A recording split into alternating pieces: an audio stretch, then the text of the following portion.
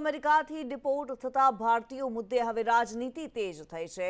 ભગવંત માનના સવાલ બાદ રાજનીતિ ગરમાઈ છે। શિવસેના માનના સમર્થનમાં સામે આવી છે। ભાજપે ભગવંત માનના નિવેદનને વખોડ્યું છે। પંજાબ સીએમ ભગવંત માને અમૃતસર લેન્ડિંગ પર સવાલ ઉઠાવ્યા છે। અમૃતસરમાં લેન્ડિંગ એ પંજાબને બદનામ કરવાનું કાવતરું હોવાનો ભગવંત માને આક્ષેપ કર્યો છે। પ્લેન ગુજરાતમાં પણ ઉતારાઈ શકાયું હોત તેવું પ્રિયંકા ચતુર્વેદીએ નિવેદન આપ્યું છે। પહેલા પ્લેનમાં ગુજરાતના અનેક લોકો હતા, મોટાભાગના ડિપોર્ટ થયેલા પંજાબીઓ જ છે તેવું આરપી સિંહે નિવેદન આપ્યું। કેમ પંજાબ સરકાર કબૂતરબાજી સામે પગલાં નથી લેતી તેવો સવાલ આરપી સિંહે કર્યો છે। वह ये क्यों नहीं बताते कि उसमें ज्यादातर जो लोग हैं वो पंजाब के हैं। थोड़ी सुविधा रहती है उनको जब लैंड करने के बाद उनको अपने घर गांव जाने में। अब की बार अब जो हवाई जहाज आ रहा है उसमें ज्यादातर पंजाब और हरियाणा के हैं, तो उनके लिए अपने घरों पर जाने के लिए सुविधा रहती है। परंतु वह जो मूल बात उस पर वो चर्चा नहीं कर रहे कि उनके यहाँ जो लाखों रुपया एजेंट वसूलते हैं और उनको ये जो बच्चों को बाहर भेजते हैं टंकी रूट से जहाँ इलीगल तरीके से भेजते हैं, उसके बारे में उनकी सरकार एक्शन क्यों नहीं ले रही? जिसमें से ज्यादा जो लोग थे गुजरात से थे, तो गुजरात में लैंड करने की बजाय उनको अमृतसर में लैंड किया गया, ये माहौल बनाने के लिए कि सारे जो इलीगल इमिग्रेंट्स हैं वो पंजाब से जा रहे हैं। इकोनॉमिक डिस्ट्रेस है तो सिर्फ पंजाब में है, पर सिर्फ पंजाब में नहीं है, ये गुजरात में भी है। हमने देखा है कि ज्यादा से जो इलीगल इमिग्रेंट्स का आंकड़ा आता है अमेरिका से, we are the second highest country जहां पे इलीगल इमिग्रेंट्स पाए जाते हैं अमेरिका में। ये लोग क्यों जा रहे हैं? ये जा रहे हैं for a better life, better जिंदगी। और अगर एजेंट्स पे आप ट्रैक डाउन नहीं कर पा रहे हैं, किसी भी राज्य में हो, ये सरकार की नाकामयाबी है। हुण दूजा जहाज आ रहे, दूजा जहाज भी कहने अमृतसर उतरूगा जी कल। क्यों जी? अमृतसर चुनने का क्राइटेरिया दसे मैनू केंद्र सरकार, मिनिस्ट्री ऑफ एक्सटर्नल अफेयर्स, विदेश मंत्रालय। अमृतसर क्यों चुनते हो तुसीं? बदनाम करने वास्ते चुनते हो, पंजाबियों को बदनाम करने वास्ते चुनते हो तुसीं।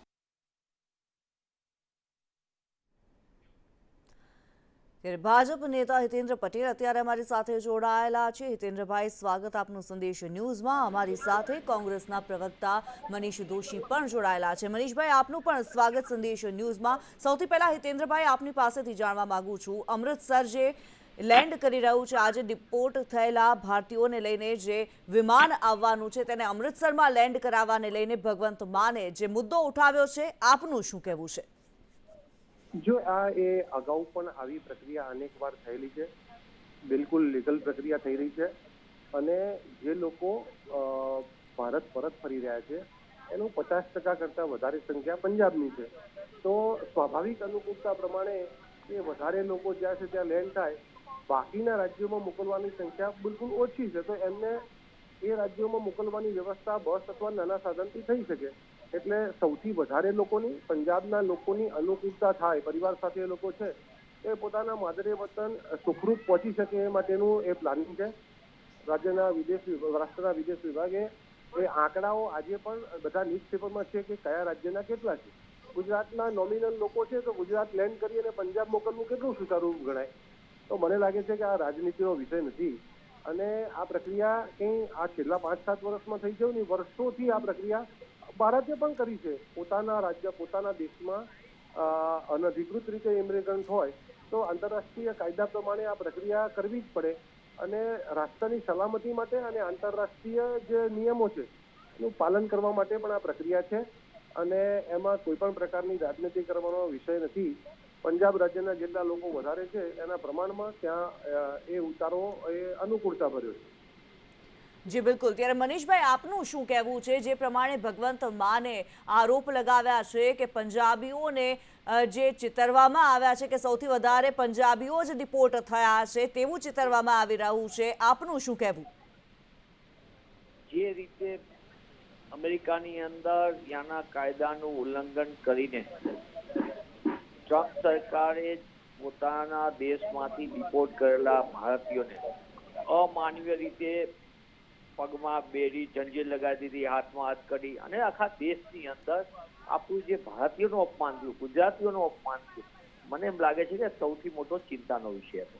સવાલ એ નથી કે પંજાબમાં ક્યાં પ્લેન અમૃતસર કઈ જગ્યાએ. હું માનું છું કે આ ભારતીયો સાથે જે ખોટી રીતે જે તે દેશના કાયદાનું ઉલ્લંઘન અને એની સાથે થયેલા અમાનવીય વ્યવહાર સમગ્ર દેશ માટે ચિંતાનો વિષય હતો. એમની સાથે સંપૂર્ણપણે 48 કલાક સુધી એમને તસવીરો વિડીયોમાં રાખવામાં આવે, એમને વોશરૂમ જવા દેવા ન આવે. એ આપણે સૌએ જોયું, સંદેશના માધ્યમથી ને અન્ય માધ્યમોથી સમગ્ર દેશે જોયું છે અને આપણા સૌના માટે ચિંતાનો વિષય છે. સૌથી બીજી ચિંતાનો વિષય કે જ્યારે દેશની અંદર અમેરિકાની અંદર ભારતના પ્રધાનમંત્રી શ્રી હોય ત્યારે પણ ટ્રમ્પ સરકાર દ્વારા જે રીતે મોકલવામાં આવ્યું, પ્લેન ડિપોર્ટ કરવામાં આવ્યા, અન્ય બાબતો આવી.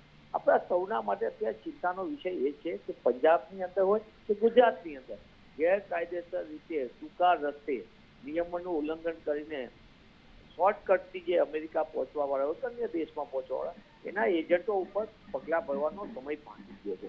ગુજરાતની અંદર આવા અનેક એજન્ટ પ્રથાના કારણે સામાન્ય માણસ લૂંટાઈ રહ્યો છે.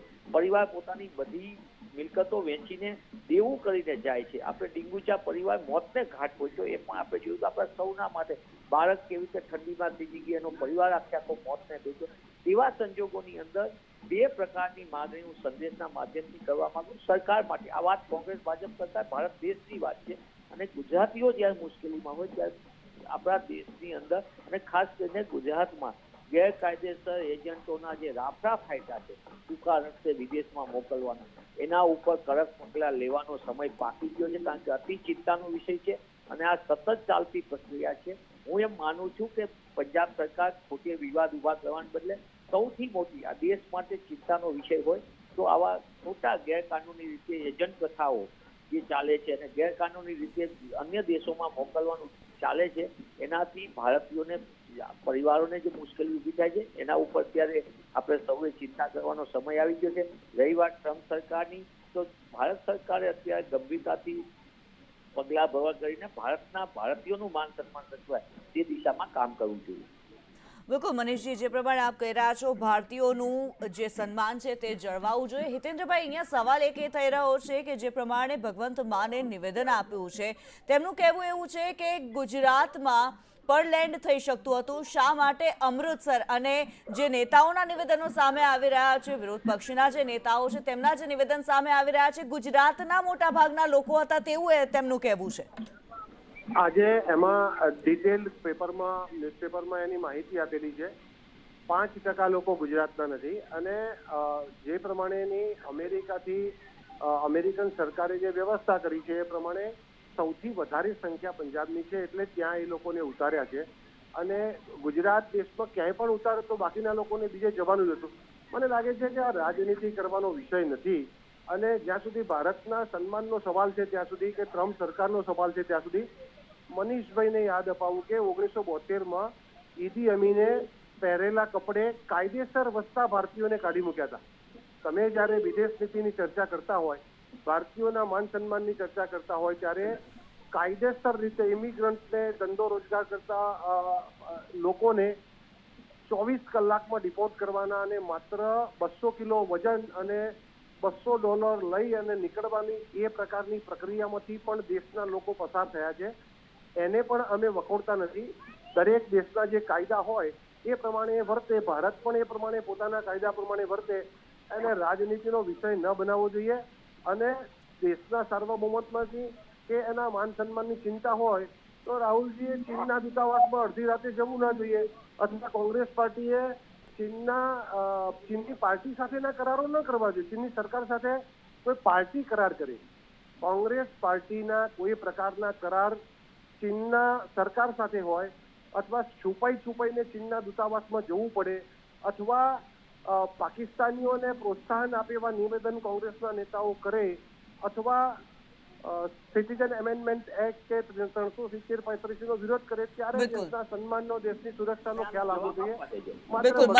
મનીષભાઈ જોડાયેલા છે અમારી સાથે. મનીષભાઈ, આપની પ્રતિક્રિયા આ બાબત ઉપર જાણવા માંગીશ. મને એમ લાગે છે જીતેન્દ્રભાઈ બિચારા આગળ મૂળભૂત વાત કરવાનો વિષય ન જણાતા અન્ય વાતો. ઈદી અમીન એ સરમુખત્યાર શાસક હતો.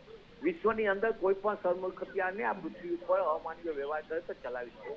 જ્યાં લગી કોંગ્રેસના શાસનની અંદરનું છે, ડોક્ટર મનમોહનસિંહજીની સરકાર હતી, આપણા ઇન્દિરા ગોડબોલે જેની ઉપર ખરબડે ઉપર જ્યારે રાજનાયક ઉપર અમેરિકાએ અમાનવીય રીતે એમની સાથેનું અપમાન કર્યું. ભારતે 3 દિવસ સુધી સતત ડોક્ટર મનમોહન સિંહની સરકારને વિદેશ મંત્રાલય દબાણ કર્યું અને અમેરિકાને માફી મંગાવી. કે આપણા ઇતિહાસ ઉપર છે ને લોકસભાના પટ્ટા પડે છે.